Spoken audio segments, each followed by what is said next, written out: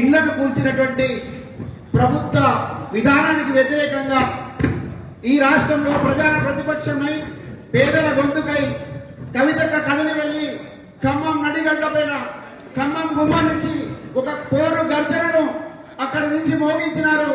ఈ పోరు గర్జన సప్పుడు కేవలం ఖమ్మం మాత్రమే కాదు, ఆ ఖమ్మం జిల్లాలో ఉన్నటువంటి 3 మంత్రులు తిమింగలాలుగా మారి పేదలను ఇబ్బంది పెడుతున్నటువంటి విషయాన్ని అక్కడి మంత్రులతో పాటు ఈ 2 రాష్ట్రాల్లో అన్ని ఊర్లలో దావాలనంగా వ్యాపించి ఈ దేశం మొత్తం కూడా ఇవాళ పేదల పక్షపాతిగా ముందు వరుసలో నిలబడి పేదల పంటగా నిలబడి భూములను రక్షించడంతో పాటు పేదల హక్కులను రక్షించడం కోసం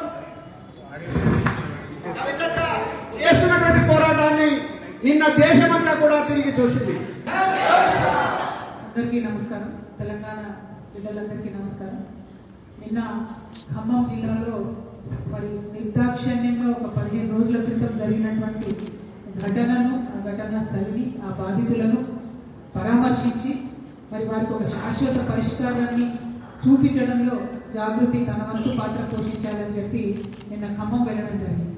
అక్కడ వెలుగుమెట్ల ప్రాంతంలో మరి దాదాపుగా 30 ఎకరాలు భూదానం భూమి ఉన్నది. ఇంకొక 30 ఎకరాలు అంతకుముందే ఆక్రమణకు గురైనటువంటి భూదానం భూమి ఉన్నది. మొత్తం 62 ఎకరాలు. అసలు భూదానం భూమి అంటేనే పేదవాళ్ళకి ఇచ్చినటువంటి భూమి. ఆ పేదవాళ్ళకి ఇచ్చినటువంటి భూమి మీద కర్కశంగా కలెక్టర్ గారు, ప్రభుత్వము అర్ధరాత్రి చిన్న చిన్న పిల్లలు ఉన్నటువంటి సందర్భంలో, పరీక్షలు జరిగేటటువంటి ఈ సమయంలో వాళ్ళ బుక్స్, పెన్సిల్స్ అన్నీ కూడా కలిపి బుల్డోజ్ చేసి పడేసి కంప్లీట్గా ఇళ్ళని కూడా కూలగొట్టడం జరిగింది. 750 గృహాలను కూలగొడితే వాళ్ళందరినీ, ఆ బాధితులందరినీ తీసుకొచ్చి పక్కనే ఉన్న అంబేద్కర్ భవన్లో పెట్టడం జరిగింది. మొత్తం 750 కుటుంబాలు, అందులో మగవారు, ఆడవాళ్ళు, పిల్లలు అందరినీ కూడా ఒకటే దగ్గర తీసుకొచ్చి పెట్టినప్పటి నుంచి కనీసం కలెక్టర్ గారు వచ్చి పరామర్శించడం కానీ మాట్లాడడం కానీ చేయలేదు.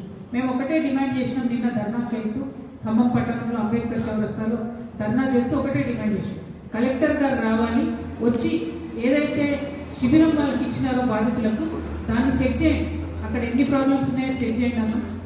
అది ఏది కూడా అప్రజాస్వామికమైనటువంటి డిమాండ్ కాదు. అయినా సరే పంతానికి పోయి కలెక్టర్ గారు రాలేదు.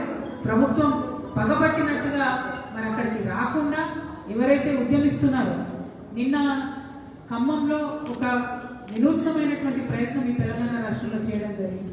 ప్రజాస్వామ్యవాదులు, ప్రగతిశీల శక్తులు ఐక్య పోరాటాలు చేయాలనేటటువంటి ఉద్దేశంతో BC, SC, ST, JAC chairman Visharadan గారు, నేను తెలంగాణ జాగృతి తరఫున, అట్లానే వారి ధర్మ సమాజ్ పార్టీ అందరం కలిసి కూడా ర్యాలీ చేయడం జరిగింది. అందరం కలిసి సంయుక్తంగా ఈ ఉద్యమం చేయడం జరిగింది. సో చివరికి 4-5 గంటలు ఖమ్మంలో ట్రాఫిక్ స్తంభింపజేసి ఈ సమస్యను ప్రజల దృష్టికి తీసుకొచ్చే ప్రయత్నం చేసిన తర్వాత నన్ను, డాక్టర్ విశారదన్ గారిని అరెస్ట్ చేయడం జరిగింది. ఆ తర్వాత కూడా మరి ఏమన్నా ఆర్డీఓ గారు పోతారా, కలెక్టర్ గారు పోతారా, ఏమన్నా సమస్య పరిష్కరిస్తారా, లేకపోతే ప్రభుత్వం నుంచి ఒకటి ప్రకటన ఏదన్నా వస్తుందా ఈ పేదవాళ్ళకు సంబంధించి అంటే ఎటువంటి ప్రకటన రాలేదు. మేము ముందే చెప్పినాం, మేము ఇవాళ ఇక్కడ ఈ చౌరస్తాలో కూర్చుంటున్నాం, అంబేద్కర్ సాక్షిగా కూర్చుంటున్నాం, ఖచ్చితంగా అన్నం తినం మేము అని చెప్పినాం.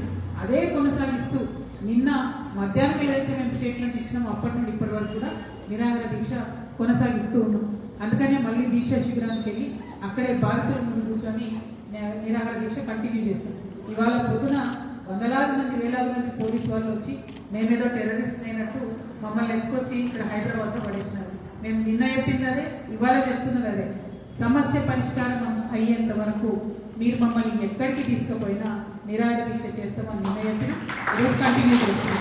ఖమ్మం నుండి నన్ను హైదరాబాద్కు తరలించినారు పోలీసులు. మా జాగృతి కేంద్ర కార్యాలయం వద్ద వదిలేసినారు. మరి డాక్టర్ విశారదన్ గారిని తీసుకెళ్ళినారు. ఎక్కడ ఉన్నారో తెలియదు.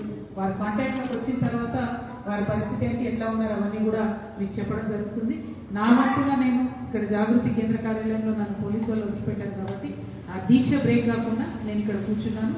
ఖచ్చితంగా ఒకటే ఒక సింగిల్ డిమాండ్, 31 ఎకరాల జాగా భూదాన భూమి, పేదవారి భూమి. ఇవాళ దాన్ని మొత్తం అక్కడ ఉన్న ఇళ్ళని నీలమట్టం చేసిండ్రు, చెదలు చేసిండ్రు, ఒక క్రికెట్ గ్రౌండ్ లెక్క చేసి పడేసిండ్రు. దాన్ని ఆ మొత్తం భూమిని కూడా పెద్దవాళ్ళకు అప్పగించాలని ఈ ప్రభుత్వం ప్రయత్నం చేస్తుంది. ఈ రేవంత్ రెడ్డి గారి ప్రభుత్వం, ఈ కాంగ్రెస్ ప్రభుత్వం ప్రజా వ్యతిరేక ప్రభుత్వం. పేదల వ్యతిరేక ప్రభుత్వం కాదు, అది పెద్దవారికి ఇచ్చే ప్రయత్నం చేస్తుంది. అది ససేమిరా ఒప్పుకునే పరిస్థితి లేదు.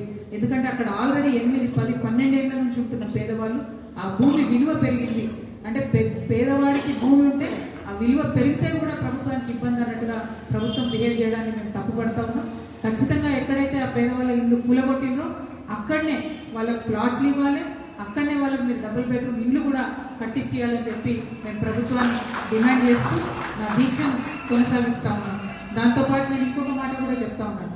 రాహుల్ గాంధీ గారు ఇవో రాజ్యాంగాన్ని పట్టుకొని తిరుగుతూ ఉంటారు ఎప్పుడు. రాజ్యాంగం అని చెప్పి నేను రాజ్యాంగ విలువలను కాపాడుతా అని రాహుల్ గాంధీ గారు తిరుగుతూ ఉంటారు ఎప్పుడు. ఇవాళ రాహుల్ గాంధీ గారికి మేము తెలంగాణ జాగృతి నుండి ఒక ఓపెన్ లెటర్ రాస్తా ఉన్నాం. మరి నిజంగానే వెలుగుమట్లలో ఏం జరిగిందో తెలుసుకోండి రాహుల్ గాంధీ గారు. మీరు ఏ పెద్దల ధనదాహం కోసం పేదవాళ్ళని తీసి రోడ్డు మీద వేసిండ్రో తెలుసుకోండి.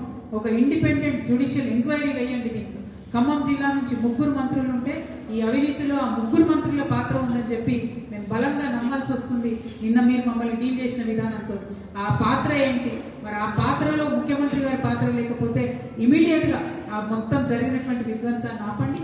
అక్కడ ఉండేటటువంటి భూమిని పేద ప్రజలకు పంచండి. అది ప్రభుత్వ భూమి కాదు, భూదానం భూమి, ఏనాడో దాతరిచ్చిన భూమి కాబట్టి పేదలకే చెందాలని డిమాండ్ చేస్తూ జాగృతి నుంచి ఇక్కడ మేము దీక్ష కంటిన్యూ చేస్తున్నాను. నేను విశారదన్ మహారాజ్ గారు వారు ఎక్కడున్నారో తెలిసిన తర్వాత మరి ఒకవేళ ఐక్యంగా ఇంకో రకమైన పోరాట రూపం తీసుకుంటామా లేకపోతే ఇక్కడే కంటిన్యూ చేస్తామా అనేది ఓవర్ ద డే చెప్పడం జరుగుతుంది.